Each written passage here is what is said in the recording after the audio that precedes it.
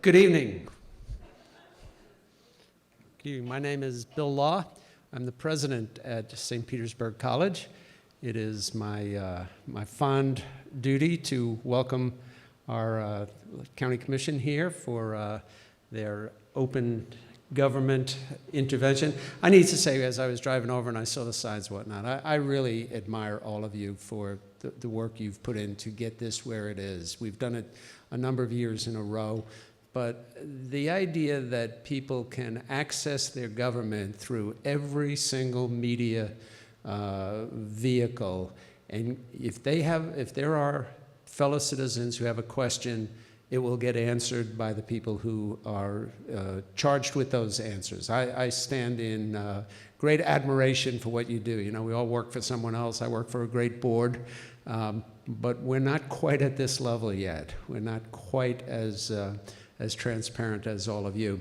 I welcome everybody here, and if you've been here before, you know my standard speech is, when we can open our doors and welcome the community onto our campus, folks who aren't students, folks who may never take a course at St. Petersburg College, at our Seminole campus, and you can see the wonderful facilities we have, the quality of the programs, and the very welcoming environment that all of our students get to access every day.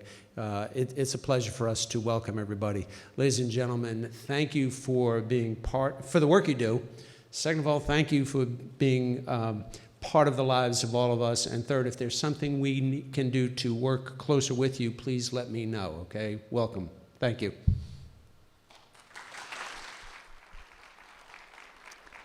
Well, good evening, everybody. I'm Al Rochelle with Bay News 9. Bay News 9 partnering with Pinellas County along with St. Petersburg College to bring you tonight's, we're calling this a community conversation. We're coming to you live from, and I love this word, the Digitorium on the Seminole campus of St. Petersburg College. I've done other events here, and I love that name and love the facility. St. Pete College, thank you so much. We got a group of great people here. Folks, give yourself a round of applause for being here tonight. We really appreciate you. Now, just like a movie theater, please, if you got your phones, if you want to put them on vibrate for your sciatica, that's fine. But otherwise, just turn off your phone so we won't have any problem with me answering. And I always got the 2 gallons of milk that my wife wants to get me when I come back home tonight. So if we'll just cooperate that way, we'll be fine. Tonight, Pinellas County Commissioners and Administrators want to have a conversation with you and about your priorities, your concerns, and those quality of life issues that face all of us as we raise our families, as we work, and as we live here in wonderful Pinellas County. So let's get started by introducing Commission Chairman Charlie Justice. Charlie, the rave reviews on you for being on Bay News 9. You did a great job. But remember, you know, I'm here, so I'm watching, okay? You got it? Well, we had a great time being with you the other day, Al, and I appreciate you coming tonight again. And we want to thank President Law and St. Pete College for hosting us again tonight. You have a county commission that's very excited about doing good things for the people of Pinellas, and we're excited to be here tonight to have this conversation. And we're going to continue that kind of open conversation by having 3 county commission meetings throughout Pinellas County in North County, Mid County, and South County. So we look forward to having that conversation. And with that, I'd like to introduce my vice chair, our vice chair, Commissioner Janet Long, and then we'll have other commissioners introduce themselves as well. Thank you, Al, and thank you, St. Pete College, for sponsoring this great opportunity for our citizens and the County Commission to have a conversation. I couldn't be more thrilled to be participating in my 4th year in this conversation. The questions are always very challenging and interesting, and I hope that you find our answers are satisfactory, and I look forward to the rest of the evening and to all of your questions. Thank you for tuning in. Good evening, everyone, and it's great to be here. I'm John Maroney, Pinellas County Commissioner from District 6, and I can't believe it's a whole year already that we did this. I really enjoy doing this every year. You get to see some of your old friends that you see at our regular meetings, but then it's also great to be meeting new people who are our constituents and who we talk to on the phone and take care of. So it's wonderful to be here again. Thank you, and also Dr. Law, thank you again, too. Thanks. And hi, I'm Pat Gerard. This is only my 2nd time here, and I'm hoping that I have better answers than I had the first time, because I felt like I was brand new the first time. I want to thank you all for coming out tonight, and I hope that we'll gain some knowledge from what you have to say. We've really looking for your input as we go into the budget process and as we look at this BP money. So please let us know. Good evening. I'm Karen Seal, and I want to thank each and every one of you for taking your valuable time to come and spend part of an evening with us. And I always look forward to this conversation and to hearing what your thoughts are, because after all, it's your money that we are spending on providing services here in Pinellas County. So it's important to know that what your thoughts are, and we do take this very seriously, and we appreciate again that you're here. Good evening, everybody. My name is Dave Eggers, and I'm from District 4, which is the north end of the county, and actually got to meet a couple of folks that came down all the way from the northernmost end of the county tonight, so it's good to have them here.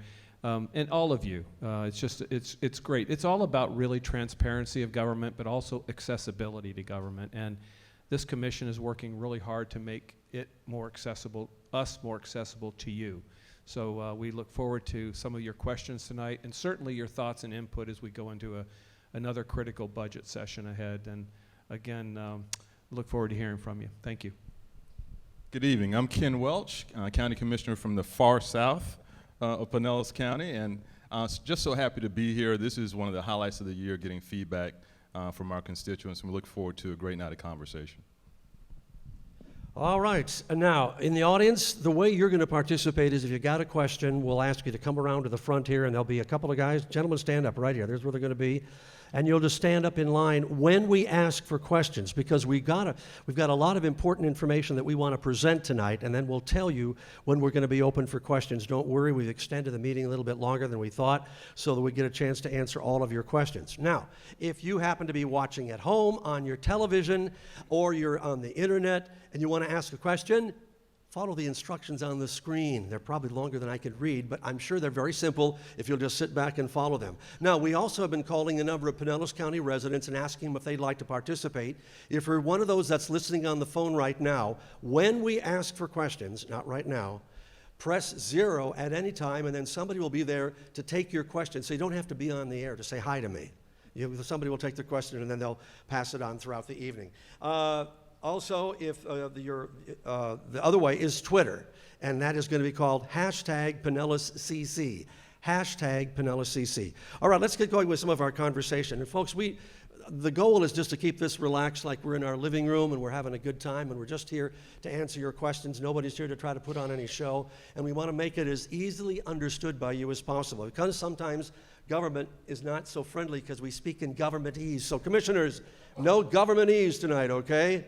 We'll keep it good. Mark, let's start out with something called a strategic plan. Now, you presented one last year, and the question that I had asked Charlie on the air was, so do you put a new strategic plan together every year, or is this just modifications to the plan that we introduced here last year? Well, thank you, Al, and thank you for hosting this and being our partner along with St. Pete College. So yes, just a year ago now, the County Commission adopted a new strategic plan for the county, and we just celebrated its 1-year anniversary. And recently we had an off-site meeting to talk about the strategic plan and to update it. And what you see there is really 5 broad goal areas with 4 to 6 strategies aligned around each goal. And the building blocks are what's really exciting. The building blocks are what we do as a county government for you each and every day. And the vision that really underpins the entire strategic plan is our vision to be the standard for public service in America. So it's been a very powerful plan. It was put together by the Board of County Commissioners and adopted by them, and literally every day we are doing things to support that plan. So when you say you're doing things, people want a county government that's responsive to their needs. What are you doing? Give me some examples, commissioners, of things that you're doing with my tax dollars and how it's helping the county. Go right ahead. I'll jump in. One of the things that we're doing that is new is trying to address poverty in a new way and in an effective way. And we have created the first CRA. When you think about CRAs, community redevelopment areas, it's typically been things like the downtown St. Pete Pier and the Mahaffey. What's a CRA? Community redevelopment area. Thank you. And thanks for being on Acronym Watch. But that's what we've typically invested in downtowns, and it's been good. It's worked very well in downtown St. Pete, for example. But we initiated a study back in 2011, 2012 that looked at the impact of poverty in Pinellas County, and the number that came back was $2.4 billion in terms of what the taxpayers have to pay to subsidize poor health care outcomes, poor education outcomes, recidivism, and those kinds of things. So we've created for the first time a community redevelopment area specifically targeted at poverty in South St. Petersburg, and we followed that up with the first ever CRA in the unincorporated area in the Lellman area, and that is being developed right now. So that's something that we're doing that's going to have long-term payback to the county going forward. Anybody else? Yes, I have one. One of the other things that we've done to try to address homelessness in this county, which while it involves a lot of families with children, there are also a lot of homeless people who are chronically homeless. And we've taken a look at that small number of people, relatively small number of people that utilize the system over and over and over again, that bounce in and out of jail and in and out of mental health facilities. And we're putting together this exciting pilot about focusing very strongly on those people and getting them housing and getting them some rehabilitation so that they're not continually using the resources that you're paying for and that really drain the system. Another thing, hello. Another thing that we've initiated since last year was the Doing Things app. That instead of you seeing a problem out there and then going home forgetting about it or not knowing what phone number, you go right to the app. We had over 4,000 people already use that app in the last year. Now we're all there and our assistants are all there, but if you see something that happens right there with a pothole or the lights are out, something's not right, you can go right to the app, and even if it isn't our problem, we will get the person who answers that will get you to the right person, whether it's in the state or whether it's the federal government. And like I said, we had over 4,000 people already. And I am very proud of the fact that because of the referendums that failed in Pinellas County on our transportation initiative, PSTA has taken a lead in the nation in terms of founding the first pilot program ever to have a partnership with Uber to bring transportation to our most impoverished citizens that need it in areas where they have not had it before, like in Lealman and like in South County. And so I'm proud of the work that we're doing on PSTA and moving the transportation issue forward with real solid solutions that don't require an additional referendum for taxes, and it rethinks how we're using our current revenue streams to provide better public transportation options for our citizens. So I'm excited about that, and I look forward to working on that in the future. We hear a lot about the transportation issue and the crowded roads, but the kind of offshoot of that is that we're very concerned and observant of pedestrian safety and bicycle safety. We continue to work on road improvements for that. We continue to work on securing grants to finish up the loop on the Pinellas Trail. Just this month, we approved spending some more money to connect the Sunset Point Overpass to the Duke Trail. So we're continuing. I know the trail's very important to you, Al. Very important. So it's important to the thousands of people that use it every month, not only for recreation, but as transportation to work and school. So the trail is an amenity and an infrastructure project that we value. Yes, there's one from me. We actually 2 years ago instituted a new fee, and it wasn't very popular. It was the stormwater fee in order to provide infrastructure to handle stormwater properly, to not have polluted waters go into our bay, to try to keep our bays nice and clean and our waterways nice and clean, to clean up some of the creeks and other areas that have become overburdened. And what this did was we were able to go back for our flood insurance rating and improve it so drastically by the improvements, the actual infrastructure and the plans that we have put into place, and it is saving you all in the unincorporated area on your insurance. It actually, unincorporated wide, is saving $5.4 million annually in your insurance. So I think that was a huge accomplishment. Yeah, and I would just add, a lot of the comments already been made have been really ones that we've spent a lot of time on. And one of the areas that we've worked awfully hard on is improving the partnerships that we have with our communities, all the cities in the county. But even beyond that, our work more closely with our Forward Pinellas group, which is the former MPO PPC, are working closely with PSTA, and actually starting to reach across the bay to Hillsborough County. There will be a lot of regional approaches to different topics, transportation, obviously, and transit being one of them. Perhaps sport facilities would be another one. But communicating with each other in government so that we are a little more effective and maybe a little more efficient with your tax dollars, I think has been a really good thing that this commission has undertaken. So. Metropolitan Planning Organization, MPO, right? Good. Thank you, Al. That's right. I want to understand and make sure I get. So Charlie, and I hope I can call you by your first names, because the honest truth is I've been here since 1986, and I've known so many of you for so long, and we have aged beautifully together, haven't we? And so has our audience. But is there a single place where, like a report that people can go to look at these things? Because it's one thing for you to talk about them, but I need to go to my internet where I can say, this is what my tax dollars have accomplished. We do have a Doing Things report for the year that we do have some published, but it can be found on our website at pinellascounty.org. Right on the front page, there's a link there, and gives you a narrative of what has transpired in the last year and some of these great things that are going on in Pinellas County. All right, great.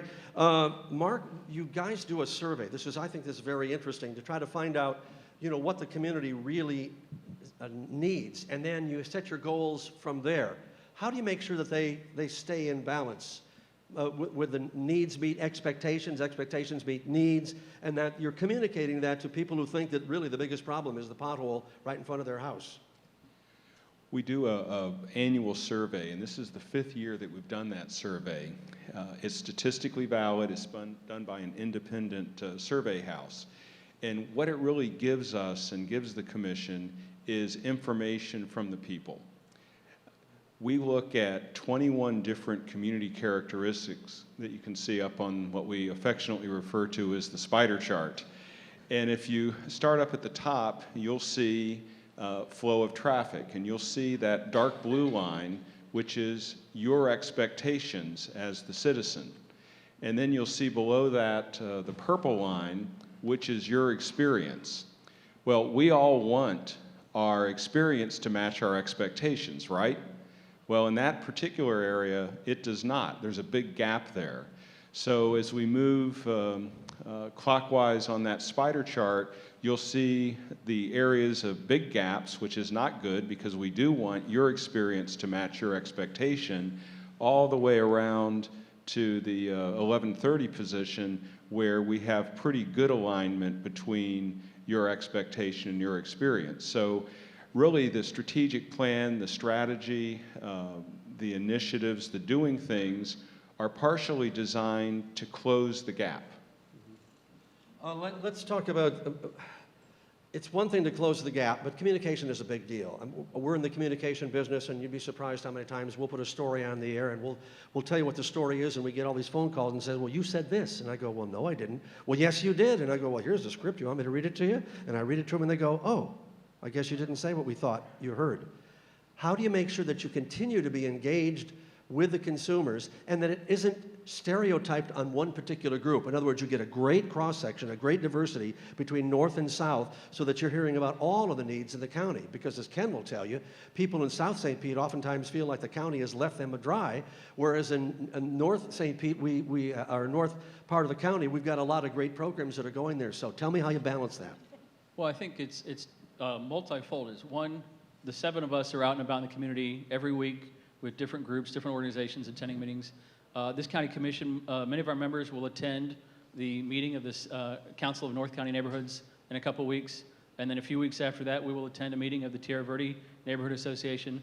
We're going to have county commission meetings in North, Mid, and South Pinellas. So we're doing our job as far as trying to get out there, be involved in the community. But you're right, communication is critically important. There's that old adage about a lie makes its way around the world while the truth is still putting on its shoes. And so we have to make sure that the truth still continues to get out there every day. Are you saying that because it's an election year? Just asking. That's Mark, let's talk about some of the other things that this survey provides for you. So you get this balance between what people's expectations are and what you're really accomplishing. But then how do you use it to plan what direction you're going to move so that it meets those expectations? Well, really, it's all about closing the gap between expectation and experience. So the doing things that we've talked about here, that the commissioners have shared with us, are really some great examples of closing that gap. Okay, and now I'm going to ask the first question, and then we're going to start asking more questions as we go on with our evening. So if you have a question that you'd like to ask, please come up to the front here, or right over there in the corner. And we're going to start lining up right now. If you're at home right now, this is the time that you can begin sending us questions. And I've got a little computer screen in front of me that's not watching reruns of MASH. It's actually responding to your questions. No, don't tell them, please. I'm playing Pac-Man, okay? That we'll be able to respond to you that are watching at home. A lot of questions. No question is too small. We're going to take the extra time that it takes to make sure that we can answer that. But let me start out with one that I had a particular experience with as people start lining up for questions. The stormwater fee. We had an experience, I'm the president of a homeowners association, where we had a pond that was built 26 years ago, and the county came in and instructed us that we needed to do all of these things to keep it up. And at the time, my question was, I'm the president of the homeowners association since 1986, and nobody told me about this. And it ended up costing our group, well, 72 homes, about $50,000 to have the stormwater improved. My question is to you, our $115, is that about what it is per homeowner? What is that being used for? And then what happens if you're in areas that were not originally sensitive, but guess what?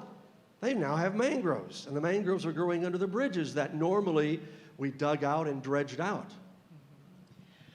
Well, first of all, much of the money is being used for the plan and for cleaning and for maintaining operations and maintenance. There is a few $million that is being spent specifically for building and improving infrastructure. One of the programs that we brought back that could be valuable for your neighborhood is the Adopt a Pond program. Right. And it's basically teaching folks when they have a private pond that belongs to them how to maintain it and keep it, clean and functional and so on and so forth. Now, for the mangrove issue, I'm going to punt that one over to Mark. Well, I think it's important to note that this initiative is really all about clean water. We're a coastal community. The water that's in those ponds and retention areas and ditches ultimately makes its way either to the bay or into the Gulf of Mexico and can affect fisheries and tourism in the community. So, it's really all about protecting the environment. And the same is true with mangroves. Mangroves play a very important role in the coastal ecosystem here in Pinellas County. So there are local laws as well as state laws that help protect those species. And there were federal laws that are in place that kind of caused this, because many of the homeowners that I had talked to said, well, it was a surprise. Why are we just finding out about that now? Well, the Clean Water Act and other federal programs were put upon the county and requiring the county to spend more money to clean it up, or the hammer was going to come down. That's a very good point, because and we knew that those rules were coming rapidly, and if we didn't get in front of it, we would be facing severe fines. Right, John? Yes, and I'm glad that you brought that up. Also, the second part of that is that cities, there were about 14 or 15 cities out of our 24 cities here in Pinellas County that already had a stormwater fee. And the county was way behind the 8 ball on that. And like you said, you brought up the federal guidelines that now we have to handle that, and there's certain dates that have to be done, and where was that money going to come from? Yeah. So, but cities were already charged. I live in Treasure Island. That's one of the highest stormwater fees in the entire county. Janet? But Al, I think it's really important to let people know that this is an issue that has surfaced for a very, very long time, decades. And it took this commission sitting here tonight to make the strong decisions that we did. And the best part of that decision is we're 3 years into it now, and we have reduced our ISO rating from a 7 to a 5. And as a result of the work that we have done, It'll now go down to a 3 or a 4. What's an ISO rating? It's the rating on your homeowner's insurance Okay. that's applied to everyone. I apologize. That's all right. But the fact of the matter is, it will save our citizens between $5 and $7 million a year on their premium. So we spend a little money to address a very, very large problem that in a county that's totally surrounded by water is really critical. And we're going to save money in the end by the actions that we took. But the insurance companies didn't send me a letter that said, guess how much money you saved on your insurance Of this week? course not. They don't Okay. want you to know the good Okay. stuff. Pat, one more comment, then we'll go to the floor. I just had one more statement to make about that. Your homeowners association is certainly not the only one that's gotten caught short, not realizing that they needed to clean out their own drainage ditches or ponds or whatever. And in fact, there are communities that have their own private collection systems for sewer that don't know that they're supposed to be maintaining it. So if you have a homeowners association, you might want to check with them and see what your responsibilities are, because it can get very expensive, Yeah, as you know. and don't put your oak leaves down the sewer system, okay? Please. Oh, my goodness, we've learned. All right, we have a question from the floor here. If you would identify yourself and then ask your question. I have a question from Dave Outlaw from Seminole. Hi, in regards to fostering economic growth and workforce creation, how are the strategic plans growing the manufacturing sector coming? And are there any new ideas or any ones that you tried that you're going to scrap? What was the last part of your question? Hiring anyone? Are there any new ideas, or there are ones that you were trying and you're going to scrap and maybe go a different direction in? I think one of the very, very important programs that we're going to be looking at for the next penny for Pinellas is actually trying to acquire land that may be a brownfield or it may be contaminated in some way, and to scrape it and make it ready for redevelopment and to be used for industry. I mean, that is the primary goal, is to create more industrial lands so that we can bring those high-wage jobs and bring them to Pinellas County. There was a plan, I guess, a while back of putting a sum of money away for training in manufacturing, and I know we put that somewhere. I don't know if we used it yet. Is that something that's still going on? Yeah, I just got on a board this year. It's the AmSkills board, and it's an organization that is set up to try to identify the needs in the community, the manufacturing community, and trying to develop some talent that maybe there's a gap out there in the number of people that we have that can help the folks. And since the workforce in the manufacturing industry, we're being told, is aging out, we need to really work at narrowing that gap in terms of availability of talent. So we're trying to do that on the one front. We had an economist come here and tell us that several times now, getting land set aside so that companies that are here can grow, and companies that aren't here will come here and start providing more jobs. It is amazing when you do a study in this county about the number of acres that are together for that kind of effort. Small number of acres. So when you need larger acres, and so this program I think will really be a good thing, and I think it's going to be working through the penny for Pinellas. So there'll be a lot of that discussion in the coming year. But I think all those are trying to make sure that the manufacturing industry is strong, growing, and of making jobs for our residents, which is really the most important thing we could be doing right now. All right, and let's go to a question now that came to us from the internet, and while we're doing that, we'll have another person to come up in front here. The question comes from Andy, and he says, what are we doing to protect green space? And would somebody define for me what green space is as far as the governmental definition of green space, not just wasteland or the area behind a fence? What is green space, and what are we doing to protect it? Well, Pinellas County has long been a leader, and we can credit that to commissions that came on before we did. I believe the number, and Mark can correct me, is about 24% of our land in Pinellas County is set aside for green space. Parks, preserves, those kinds of lands. And so given that we are a built-out county, the most densely populated county in the state of Florida, it's amazing that our forefathers had the foresight to do that. So we have preserved a great part of our land for preservation, and that won't change. those are set aside permanently. Okay, question again from here. Hi, my name is Steve Moriarty. I'm a recent transplant from Connecticut. I truly believe in promoting the use of solar power for residents, government agencies, and businesses.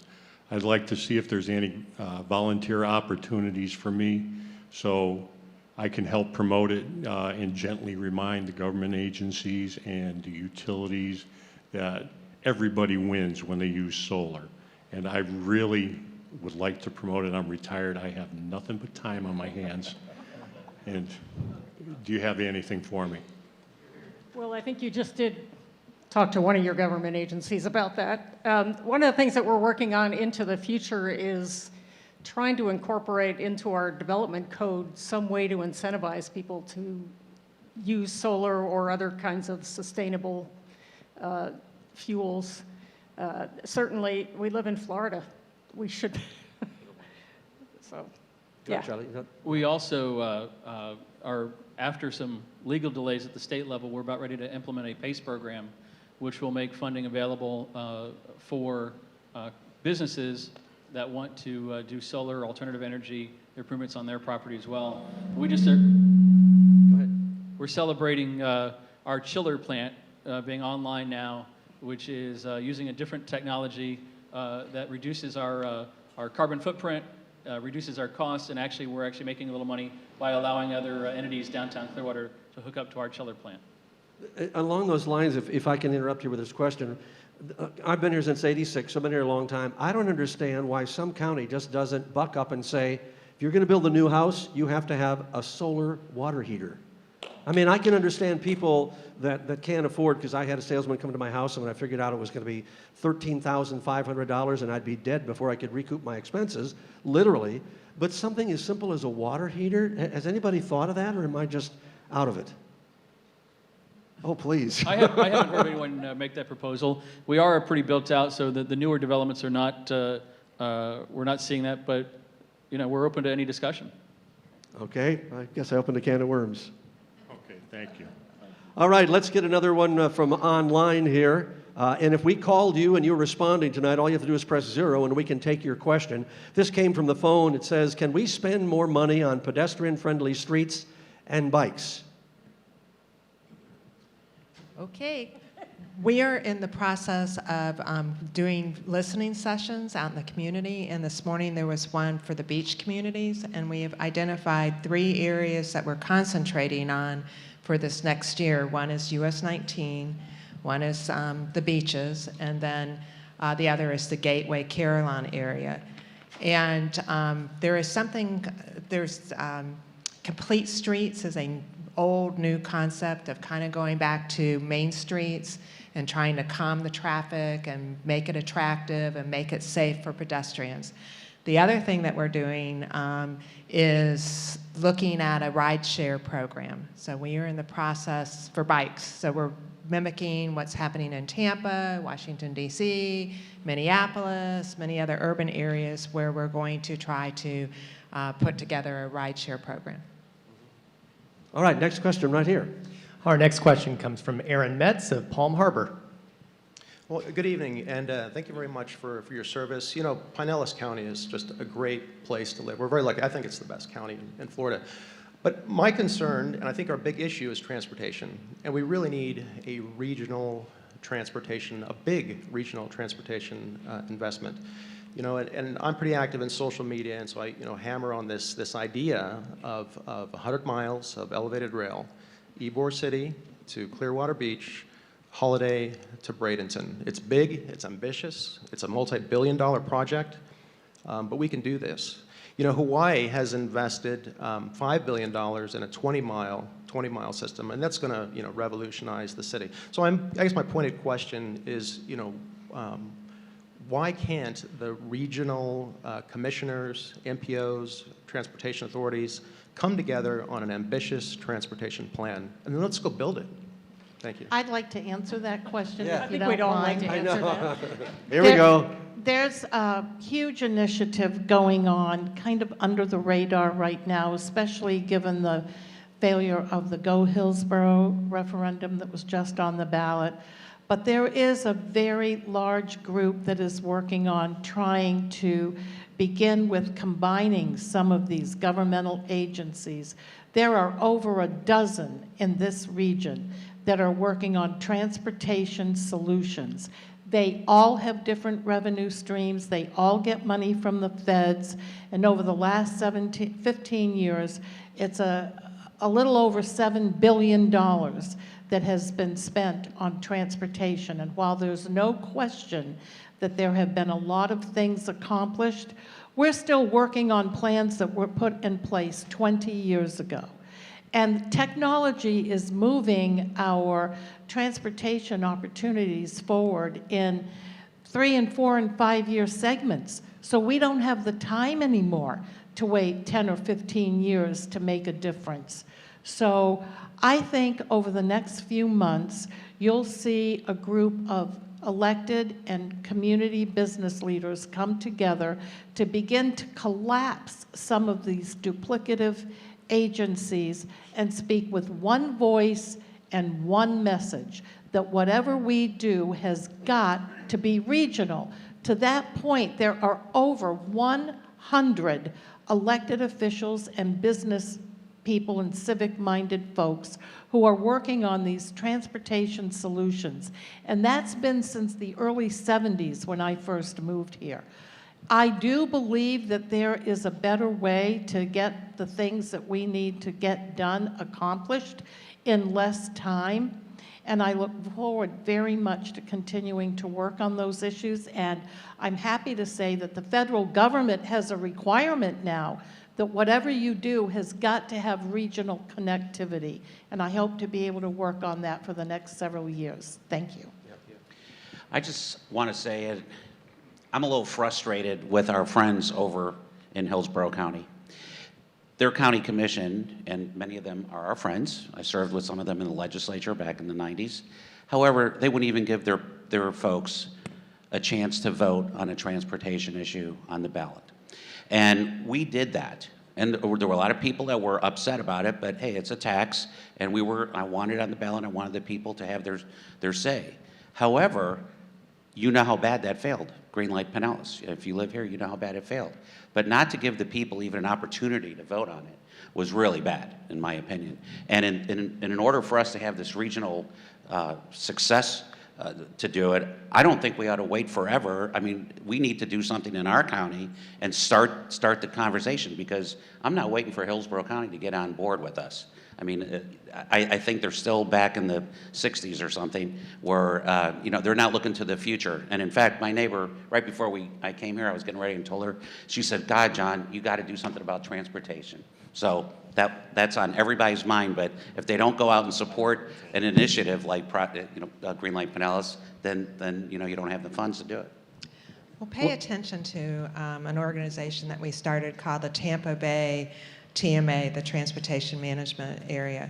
And it is regional in its approach. It's Pasco, Hillsborough, and Pinellas. And we are making considerable progress with regionalizing everything and prioritizing things that will connect the region.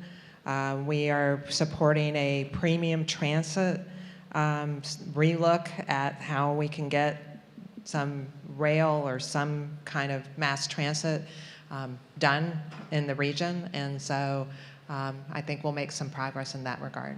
And there's even talk about finally maybe merging, something I worked on before, but merging some of the metropolitan planning organizations, Pasco, Hillsborough, Pinellas. That would help considerably. Part of what I was going to bring up is that in order to have some of those long-term partnerships, you've got to have some successes, and that's why we're pleased to support I think it's Pinellas, Pasco, and Hillsborough, a grant to work together on our bus systems as far as a joint fare card to do the technology, the software that's needed to do that, but so that you can get on a bus in any of the 3 counties with one card. And those will be the small successes. I think it's it may not be as sexy as a mass transit, but it's a small success that can have some of those and help those conversations between the different governmental entities. So it's an important small first step. Yeah, in honest truth, we could talk about transportation for the next 10 hours because I think everybody's very, very frustrated with it. Thank you for your question. All right, here comes another question that came to us over the internet. Citizens value surveys. It says, regarding expectations versus experiences, are there opportunities for homeowners to provide additional input to close the gap? Mark, you want to hit that one for us?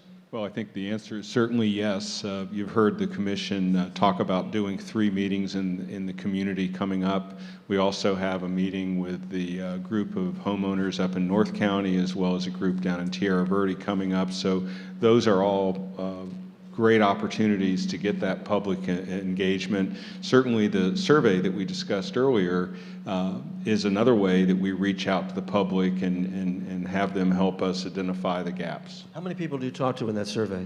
There were 800 people, and it had a 3.5% margin of error. Okay, yeah, excellent.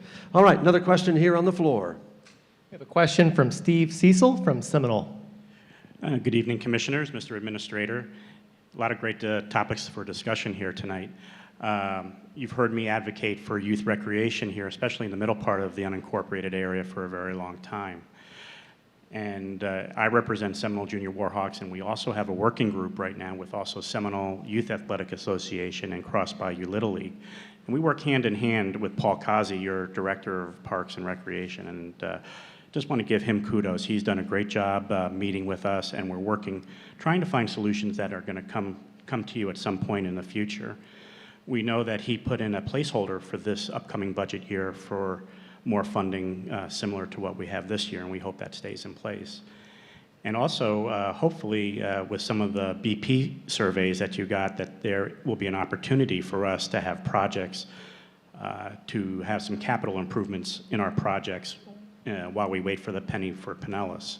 We will definitely advocate for penny 4 in 2017, especially if there's talk about helping us in the capital projects as well. So just want to bring youth recreation back in front of you and say that we're here working very hard.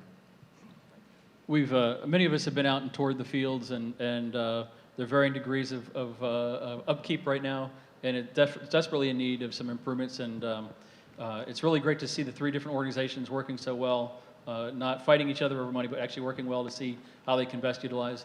And he brought up the BP money.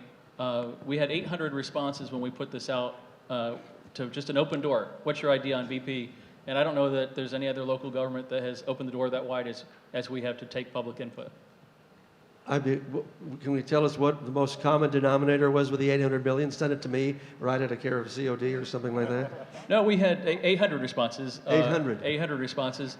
You can tell when the email blast went out to different associations. There was a considerable group that did express for Seminole Recreation and the different groups, but we're going to have a meeting coming up this month that we'll have a chance to sit down and go through those suggestions and kind of move that discussion forward.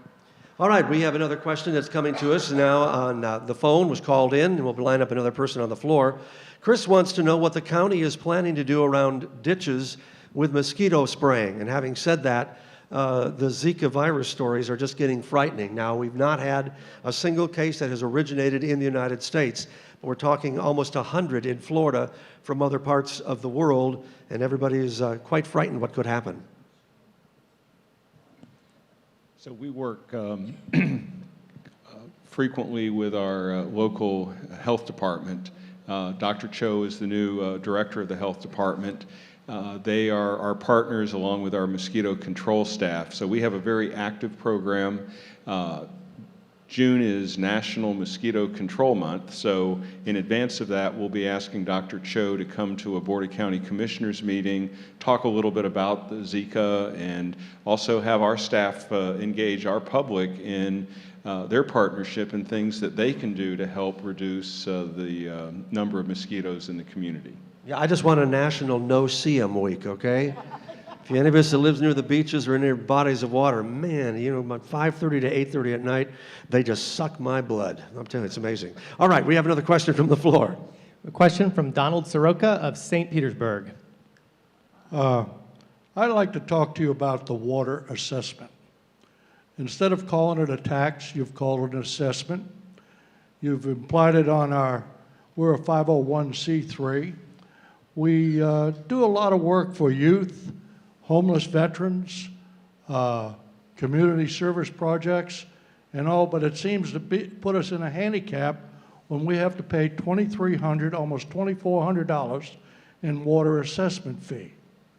I think there's some way that the Pinellas County Commissioners can reconsider this for 501c3s, veterans organizations, to give us a break on this so that we can continue to do the work that we do. We work a lot with the Pinellas County Sheriff's Department. We have a great ball field that they use and so forth. And the Lellman District, of course, meets at our post once a month. We allow them to use that. We do a lot with teachers and youth, and it kind of handicaps us when we have to pay $2,400 a year out on water assessment fee. So I'd like to see the county commissioners sit down and maybe reconsider the thought to veterans organizations like the good governor of Florida did and give us a break. Well, I guess I'd like to ask you if anyone from your organization has called the department that manages this and asked for an appeal. Well, we called the, when we got the bill, of course, we called, and they said, well, there's nothing we can do about that. The Pinellas County Commission has passed it, and that's the law, and that's it. Well, instead of calling it a tax, because we're exempt from taxes, they call it assessment, so it kind of puts a handicap on us to do that. So we hope that the Pinellas County Commissioners can see fit to reconsider and give the veterans organizations a break on that water assessment fee. And we appreciate your concerns and your thoughts, sir. There is a provision in the law for equal protection. So the commission cannot waive an assessment like this for one group, without doing so for everyone. So, but there are opportunities to work with groups like yours to see if there are things that you can do to improve the conveyance of that stormwater on your property, which can lead to mitigation credits. And we have a number of homeowners associations and other groups that have been able to successfully do that. We have no stormwater setting on our property. It's completely dry. And of course, most of it is a grassed-in area, so the water goes completely down into the ground. I think some of you commissioners have been to our post, Sunshine City Post 6827 in St. Petersburg. We'd appreciate if somebody could come by and help us with that situation and see if we can't work things out. All right, thank you. Next question comes to us from one of our bloggers. His name is George. He says, regarding transit, would you consider transitioning to electric vehicles in the county fleet? PSTA is... Well, since I didn't get to answer the last I'm transportation so sorry, question. go ahead. PSTA is considering, and the question was on electric vehicles. Yes. We are considering our next wave of technology right now for our next bus purchases. And the options are traditional diesel, which is much better than the old diesel, hybrid, or electric. So we are looking at all three options right now. And I would just add that through the analysis this year, it's going to be about the financial considerations for PSTA are going to be taken into account. Clearly the environmental, but probably as importantly as all of them is the social aspect and making sure that we have the number of buses out there that serve the community. And so when you start going in one direction too far, you put the financial condition of PSTA at risk, and you take away the number of buses that are out there for the residents that need it. So it's a delicate balance, and I think that they're looking at it healthy this year. It's not just listening to the public cry out for environmental electric when it could be a combination of the three. So I'm looking forward to those discussions. Pat? You have 4 members of PSTA up here, and I think we all have a slightly different opinion about what kind of vehicles we ought to be driving, but there is an awful lot of talk on the PSTA board about making more energy efficient vehicles or making some of the purchases we make either electric or somehow less polluting than the ones that we have now. And it's something we're going towards. It's going to be a slow process because it's very expensive to convert. So who are the members here that are on PSTA? Would you raise your hands? Oh my gosh, okay. We've got the power brokers here. And I'd just like to add that under the county commission, most of our fleet is diesel powered, a lot of specialty equipment, heavy equipment, and so that doesn't lend itself to electric power. However, with respect to our passenger vehicles, we actually do have some Chevy Volts as part of our fleet, and it's part of a testing program that we have underway because, you know, at some level that is the future of transportation going forward. The second half of that question is what progress has been made on a climate change action plan? Well, I think we're probably fighting a losing battle there, but we have had a lot of discussion in the county commission about sea level rise and what do we need to do with the things that we're constructing and developing to anticipate that sea level rise. And we have a lot of information in-house. For example, when we build a new bridge, we're going to have to build it 2 or 3 feet above where we would build it right now to anticipate what's going to be happening 25 years from now. But it is something that we have to look at, and we are looking at. And commissions that follow us will have to look at it even further, because even if you build a bridge 2 or 3 feet higher, if the approaches are underwater, it's no good. And so this is really, you know, a 50, 7,500 year horizon that we're looking at. But the decisions we make today do impact future commissions and our future constituents. I think one of the themes of what we're talking about tonight is how everything is linked.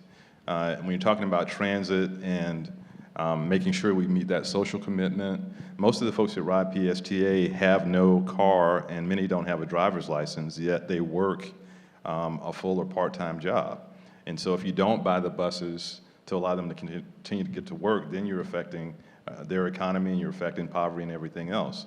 But if you can buy a lot of old, dirty diesels, then you're affecting emissions, which affect climate change, and so you're affecting the county in that way. So everything is about a balance, and everything is linked. I think that's one of our major themes. All right, another question from the floor.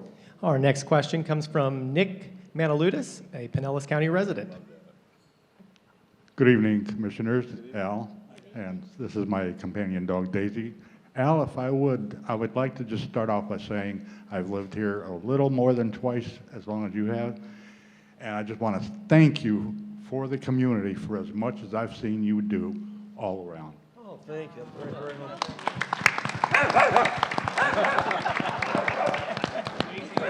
How did you know I'm a dog lover? What I wanted to ask the commission, and Commissioner Long, you touched up on it earlier. I am a homeless resident of Pinellas County. And what brings me to St. Pete College is in talking with the state and federal congressional offices here locally within this district, I mentioned that I wanted to do something to help the community by getting involved in something like a volunteering. And it was suggested that I maybe start with the Florida Coalition for the Homeless. I like the idea, and I'm coming back here to school to further my education to where I can become a productive member or volunteer for that cause. And my question would be, what exactly can the commission do in regulating how these shelters here locally are being run? You know, I've witnessed it by being clients within the system, and their staff members are underqualified. They do as little as possible. And I'm working on writing a letter of complaint to take to one of the directors and see if we can't resolve something. But, you know, I'm looking for some more support and see, you know, I would be more than willing to work with the commission along with furthering my education. And I'm very interested to know what we as a community can do to improve the problem. And it's not just with the staff. A lot of the homeless people whether, for whatever reason, they don't seem to know, others don't want to help themselves because they are exploiting the system, like was mentioned earlier. Well, I'd like to deflect that question to Commissioner Seal, since she is the member of the commission that serves on the Homeless Leadership Board now. I did serve on it for several years, and Commissioner Seal has the latest and the greatest and the most up-to-date, but I can share with you that the Homeless Leadership Board works diligently on behalf of the homeless. There is a 211 line that the homeless folks can call and get help. And our Health and Human Services Department is working daily to improve the plight of our homeless population and has an agenda to make sure that we don't have any homeless people in this county in the very near future. So, Commissioner Seal? Thank you very much, and congratulations on furthering your education and wanting to become an advocate and volunteer for the homeless. That's very admirable. We do have the Homeless Leadership Board, and I will take your issue back to them and have a discussion about it. We also expanded the board membership to include a North and a South County homeless advocate. So if you're interested in perhaps serving in that role, and I'll get your information and contact you. Thank you. All right, thank you. All right, great. There you go. All right. Can you register her to vote? Can I? Some people would like to. Voters registration, which is active, by the way. Oh, good for you, good for you. All right, here's another question that comes from Michael. He says, are we doing anything to find jobs for the disabled? And before you answer that, let me throw this in here, because I wrote this down. What tools does the county have available to them to attract businesses that can hire disabled or high-tech or service jobs? I mean, what tools do you have available to you? On the state level, they have business dollars that they're trying to expend. The legislature tried to acquire another $250 million that they were going to spend out, but they voted that down. So what tools do you guys have? I'll answer that as best as I can. We have various incentive programs with the state of Florida that we use to attract jobs here and create capital investment here in Pinellas County. Those are called Qualified Target Industry Grants, QTI. I explained it before you asked, Al. And as far as the disabled, I'm not sure which disability that he's referring to or she's referring to, but we, through grant dollars, have done a considerable amount of building for the ARC Foundation and helping them to create jobs on their campus for disabled adults. And so that has been by putting capital investment, not necessarily incentive dollars, but helping them to build their capacity. Yeah, Pat? I just wanted to say that county has an affirmative action committee that is considering right now developing a disability advisory board that can take a look at county policies and give us some input on what we need to do differently that we don't even know we're doing wrong right now. Right. So yeah, I think that could be a very valuable source of information for us. Okay, another question from the floor. Next question comes from Brett Shortridge of Largo. Hi, yeah, this is a general question, and I know that this has been settled in the courts. Why wouldn't the commissioners be subject to term limits? I'd like more of a personal answer than deflected to a court decision from a few years ago. Thank you. Well, since I'm the Commission's representative on charter review, you probably know that we have been taking that up almost every single time that we've met. And while it has not moved forward on the charter review, I do believe that the voters have expressed their term limits desire by re-electing whoever is on the ballot if that's what they wish to do. And if they don't get re-elected. And in our last 3 election cycles, there have been 3 members of the county commission that have not been re-elected. So I venture to say that the majority of the citizens either approve of the work that the county has done. I think you heard Mr. Woodard or one of us refer to the citizen survey that was just done, an independent survey that 91% of the citizens surveyed in Pinellas County trust and have confidence in their county commission. And I think that is pretty stellar considering how people feel about their state and federal folks. I'd just like to add one other comment. Yeah, and I want to take the opportunity to thank the Charter Review Commission, who's looking at our entire charter and in considering all the things that they do. One of the things that I believe that they're considering is lowering the threshold for the number of if you want to have an initiative from the residents to put something on for referendum. I think they're talking about lowering the threshold from 10% to a lower number so it wouldn't be as difficult to have a resident-driven referendum. I mean, I hear from so many people, and I think the message around the country is term limits of some kind make sense at all levels of government. Now, just from a personal perspective, I'd like to see that. And, whether it's 2 terms, 3 terms, or 4 terms, I'm not sure what it is. Each level of government, I think, begs a different answer to that. I'm not sure that the successes would be described as success of what's been going on in Tallahassee with the term limits that they have there. So perhaps those need to be tweaked up a little bit. But I do think that needs to be, I think our residents need to weigh in on that. And I think they would like to weigh in on that. And so, just difference of opinion, but I think it needs to be heard. I think the residents need to be heard. And there will be an opportunity to get that in a different way if the Charter Review is not going to put it forward. All right, thank you. Yeah, go ahead, follow up. I asked that, I'm a college student, I'm a public policy administration student, and I asked that more from a civic than a personal anything. I just want to see people's views on it. So thank you so much for your answers. Thank you. All right, Felix has a question for us, wants to know, has the county taken any actions to address unkempt property? And let me throw in a personal story as being the president of a homeowners association.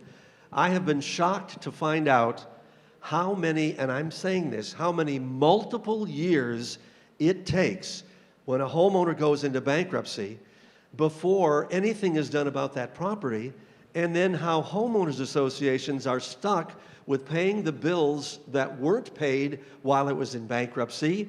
And then when the properties are resold, you know how much homeowners get? Right there, folks, 0. So can the county help us homeowners when we have all these homes that are still on the block, haven't been kept up, raccoons are going in the roofs and stuff? I mean, it's sad. Okay, we have been researching and are going to bring forward a foreclosure registry so that we will be monitoring the homes and requiring that the banks keep them up to snuff. So Great. stay tuned, that's coming. Did you do that just for me? I did, Al. I mean, I think it's a great question, and unfortunately, our communities are suffering from that. We took a drive out today to look through several communities on different issues, and there's 2 homes side by side up in Palm Harbor, a 2-story house that's got a fence around it, and nothing is being done. The county put the fence around it for protection because some of the siding is falling off. But nothing's being done to it because it's still in foreclosure process, and it's just a real shame. It's not in the bank's hand yet. When you go right next door, that property is in the bank's hand. It's in the same condition. There's no fence around it, and they need to be doing a better job, to your point. So one of those 2 houses we could do something about, and I think we need to be a little stronger in that effort. That would really help us, seriously. The other thing is that we have increased our code enforcement presence in some of the unincorporated area, specifically the Lellman area. And it's not just a stick, it's also, we are partnering with some of our staff, partnering with an incredible organization called Adopt a Block, which is going in and helping neighbors clean up their alleys and their yards. Some of these folks aren't physically able to do some of this cleanup or have the money to pay someone. So we're partnering with great groups like Adopt a Block to go in and clean up areas like Lellman. All right, another question from the floor. Our next question comes from Jonathan Soto of Clearwater. Good evening, how you doing? My first language is Spanish. I'll be educating more in my English. I'll be here in this county for almost like 16 years. We almost growing over here. We got a very good goal in my past, but it's a lot of stuff happened to me in my life. in this county, and all my career is go down. So I'll be staying up now, and I'll be open, you know, my eyes, and I see a lot of stuff happen in this county. And my first question to the board over here, I want to know, why any citizens going to your office, you got the open door for everybody? Absolutely. Okay, I know you're a Cannon Seal. You might represent my area, your District 5. I'll be going like 3 times to your office and try to, you know, get attention, and I never see that attention to the board. I'll be going to the office to Mr. Mark to get attention for a lot of stuff happening in the county, and I don't see nothing for the county, you know, responding back to me. Like, you know, it's like very important for me, for all the citizens and all the people, like poor people, any people for the county, any citizens in the county. Doesn't matter it's Hispanic, doesn't matter it's black, doesn't matter it's like white. I be discrimination, you know, in this county. And, you know, I said, this is supposed to be a stop. We need to working together. I like to see, you know, my board over here like this. We feel like, you know, we are family right here. We feel like, you know, we can working together and stuff, you know, a lot of stuff happen. Everybody forget about, like, poor people. You know, I be Hispanic. I see a lot of stuff doing for the Hispanic. So I be thinking only for the Hispanic, but we start moving in the system. I move it to the justice. I move it to, you know, everything.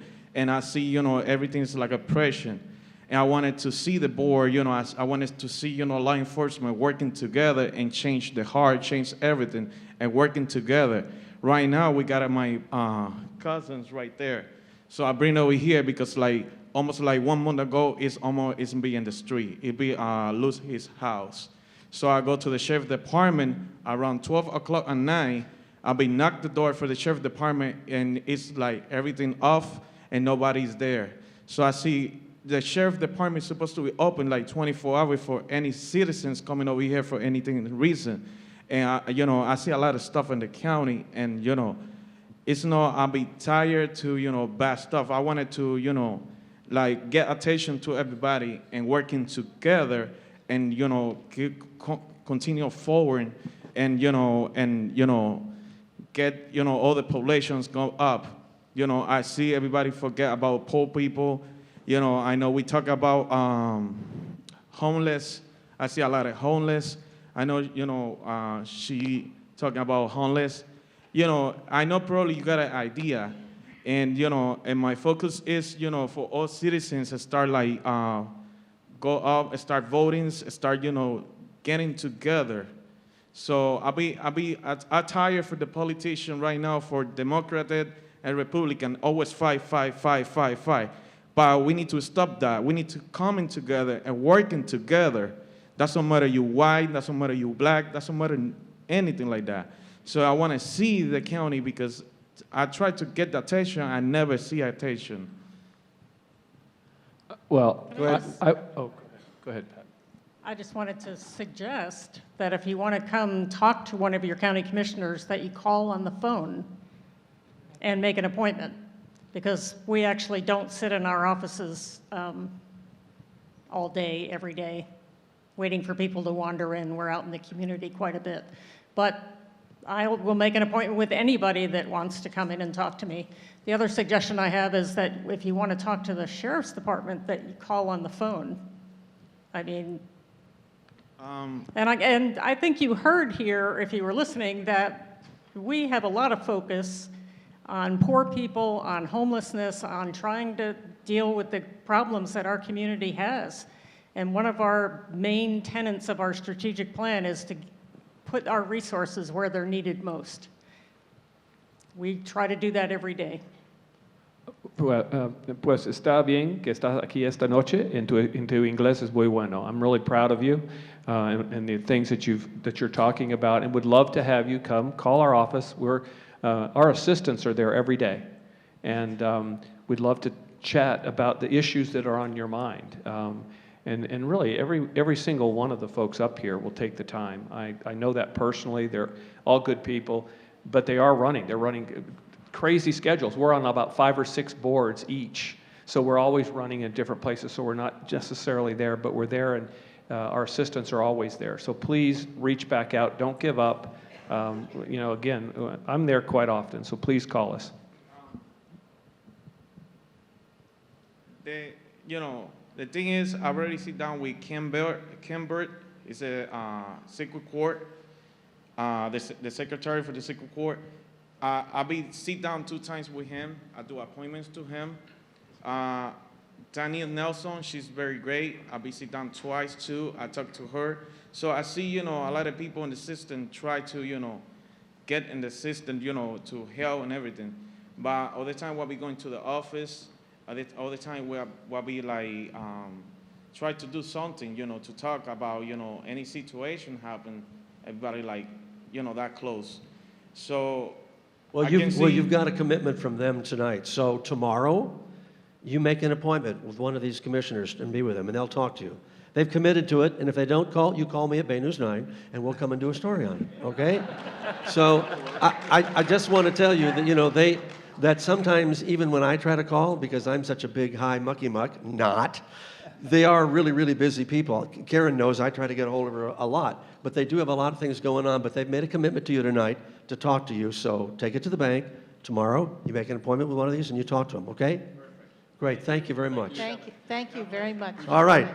Now, we have a question here, and then we'll get another one here. And by the way, we're running the program until 7:30 because they called me last night and they said, Al, can you hang around? We might have more questions. So we've had more, and we really appreciate all of you taking part, particularly in the auditorium, and you that are home. We want to thank you for keeping your questions coming. This one had to do, again, we're getting a lot of questions about the disabled, and maybe that's not so surprising since many of those individuals couldn't be with us tonight. And Arlene wants to know about what recreation opportunities are available for disabled teenagers, also transportation with summer coming up. Parks and Rec, anybody? Well, there's a lot of programs through our partners with different community organizations that work in the community, as well as our municipal partners. And if you search on the websites, there's a lot of good information. I know the city of St. Petersburg used to have a wonderful program at Walter Fuller for children affected by autism. So there's different programs with different specialties throughout the community. Right. Is there by the way, is there a clearinghouse number that if I've got a question about the county, I don't even know who to call to, that I can call a kind of a clearinghouse number and they'll say, what do you need? Because oftentimes I find that sometimes I don't know, especially with code enforcement, who do I talk to? Well, that's usually my number in Oh, the that's county administrator's office. Okay. We'll give you a cell phone. But we do have a county courthouse information desk as well that serves as a clearinghouse. With respect to our playgrounds, the board has funded an initiative as we go through the community in the unincorporated area and replace those playground equipments. It's being done with access-friendly equipment. And that's specifically so individuals with physical disabilities can better enjoy those amenities in our parks. Yeah. Okay, another question from the floor. All right, this is Art O'Hara from St. Petersburg. Thank you. Thanks for the opportunity. And I'm glad that you said something about committing your resources. I have a suggestion. You probably already know I'm going to talk about early education. You all worked and identified 5 high need areas in the county. Early education is struggling financially. If you've probably heard me say it before, but for those folks who are working and low income, they get a subsidy. A state subsidy comes from the federal government to the state. It's a rate based on 75% of the prevailing market rate for child care, early care, 5 or 6 years ago. So those of us who are targeting low-income, high-risk families are working with 3/4 of a prevailing market rate that's 5 or 6 years ago. All the talk about minimum wages, potentially moving up to $12.50 an hour, are going to drive preschools, those targeting low-income families, out of business. City of St. Pete, Juvenile Welfare Board, United Way are all looking at the need to raise pay to get high-quality teachers in those early education classes, which are critical for economic development. And I guess I want to know if the county can join into that effort and as a group, fund and cajole the state into raising the statewide rate? Well, I don't know about cajoling the state, but that has been an issue that we've looked at over the years at JWB, and certainly as a member of the CRA Advisory Board for South St. Pete, I know that issue has come up there. I think that's one potential source of funding. But do you have a estimated cost that you're asking the county for? I haven't put together a full proposal yet, and it wouldn't be just for us. I mean, we're talking about preschools that target those 5 high-risk areas, and that's the only way to get kids ready for school is to have high-quality early learning for them.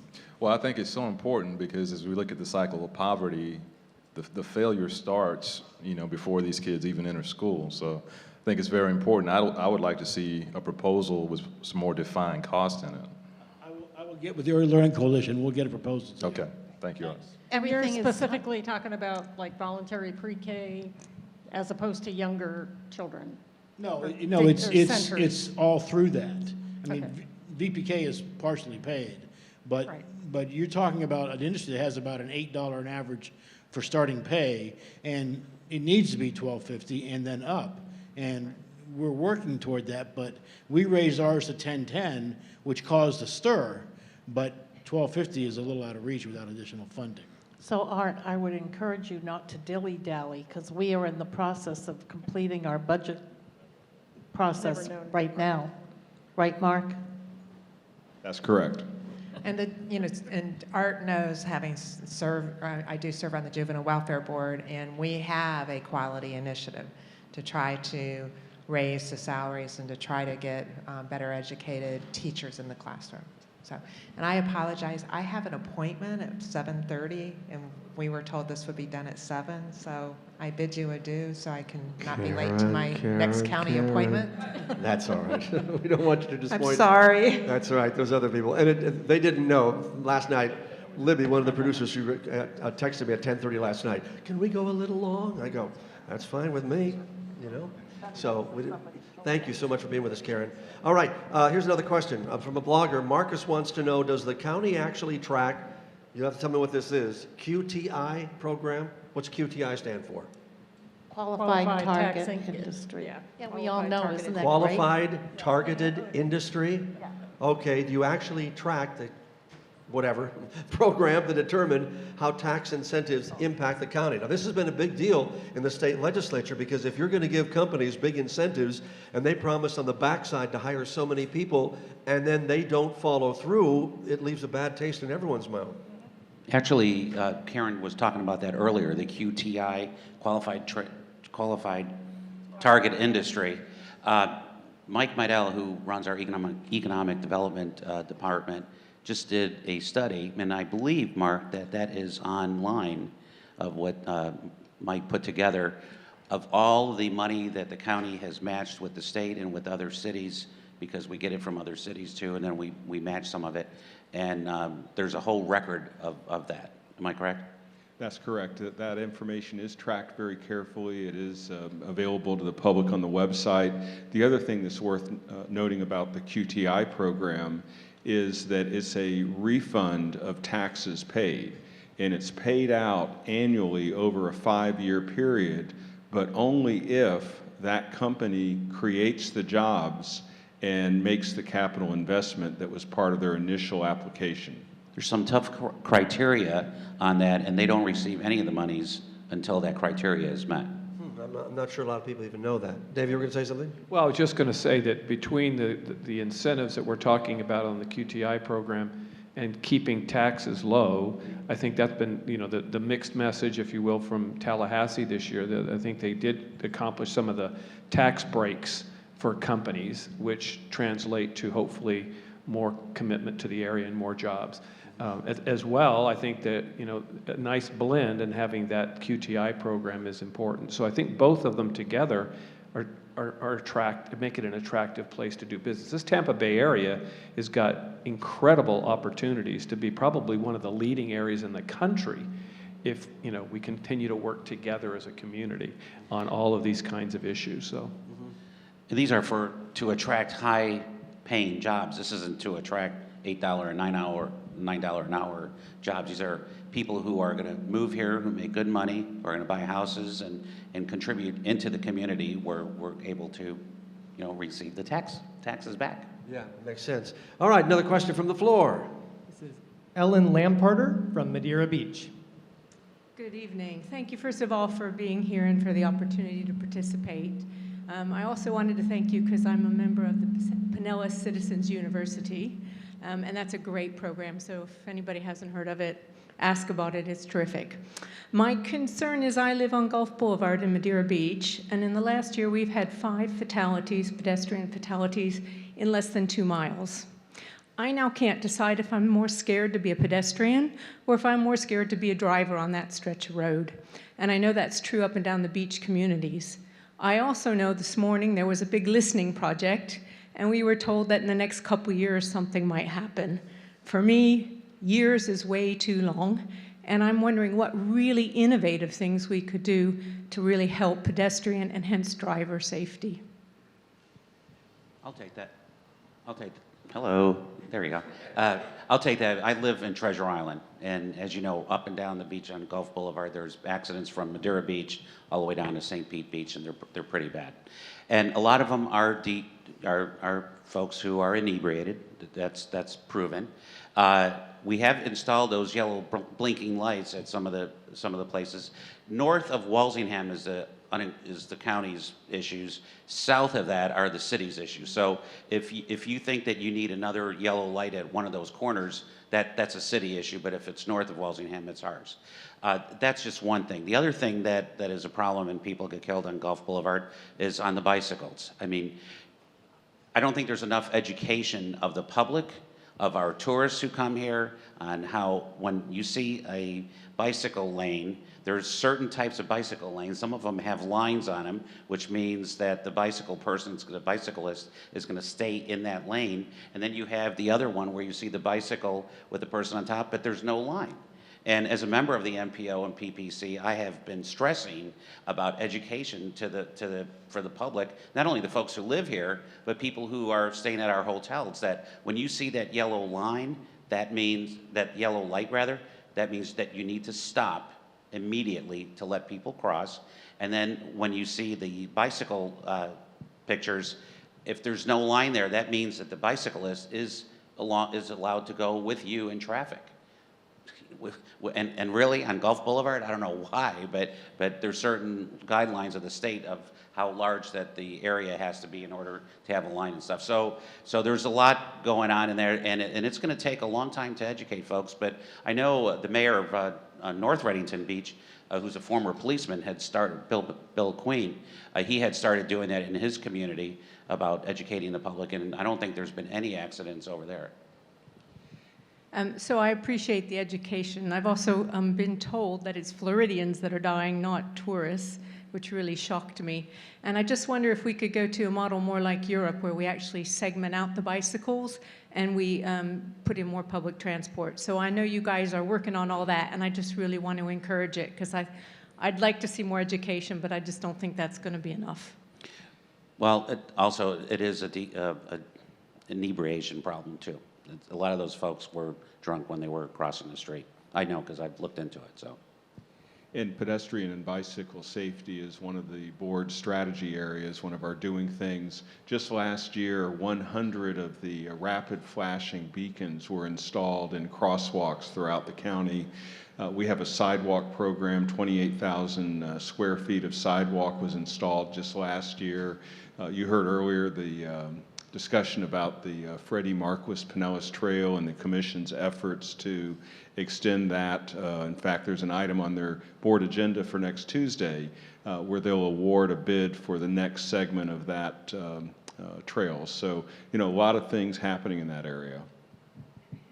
And I just wanted to thank you for taking part in the Citizens University. I had the chance to meet with the students on opening night, and it's a great group of individuals that are really engaged and want to learn more about Pinellas County. So I appreciate that.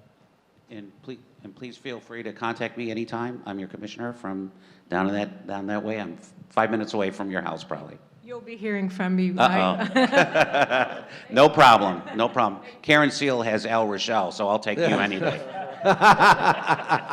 Oh, she got out too early. I had 3 or 4 more. Are they ever going to, my own personal questions, I apologize if I ask these things. Are they going to finish the Pinellas Trail from the southern edge where there used to be orange blossom groves all the way down to the Gandy? Is that part of the plan under the Florida Power lines there, down there, or not? Does anybody know? No, that segment is not part of it. It's more to the north. So they try to do the interconnect off the top? Correct. Okay. Here's another question. Folks want to know how they can find out more about how the county spends its money. I think we've had it before, but let's ask that again. PinellasCounty.org/budget. You'll find an award-winning budget website. More info than you ever wanted to see. You promise?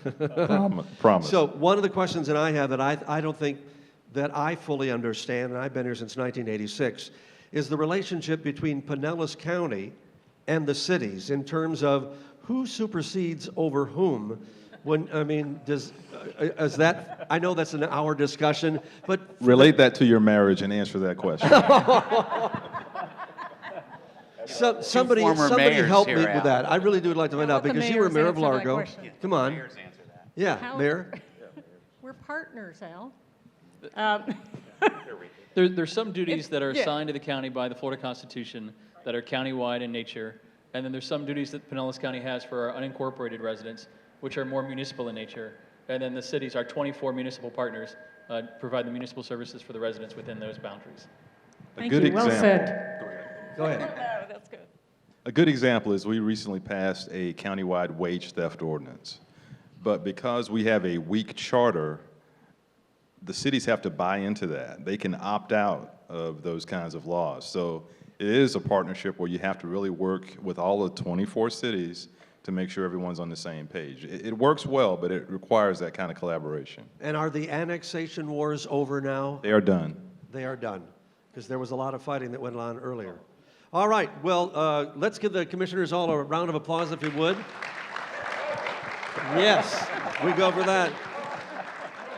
And we want to thank you for coming, especially for all the questions, great questions, and I hope that if you were unable to answer your question, you're able to get in one of the commissioners and talk to them one-on-one. They're really all very decent people, and they're actually very, very open to us in the media, even sometimes when we have questions that are, well, they're difficult to answer for a lot of folks. And we want to thank you for joining us tonight. Pinellas County also wants to thank St. Petersburg College President Dr. William Law, Provost Mark Strickland, and the staff of the Seminole campus, and of course my employer, Bay News 9, and the Bay News 9 app, which you all have on your phones right now, right? Oh, come on, please. Thank you so much for participating in our community conversations. We want to remind you that you can always contact your elected officials or your county administrator with any questions that you might have. They genuinely want to hear from you. Visit PinellasCounty.org, and you'll find everything you need to connect with these folks and keep the conversations going. Again, thank you for joining us, and please join us again for another community conversation. I'm Al Rochelle. Have a great evening, everyone.